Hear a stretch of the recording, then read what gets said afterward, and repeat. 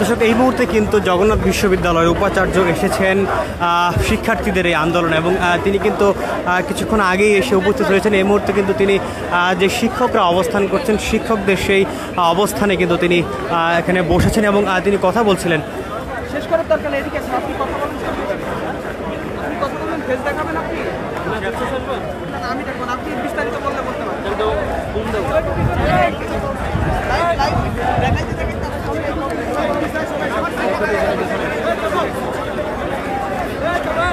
স্যারেরা বসবে, স্যারেরা বসবে।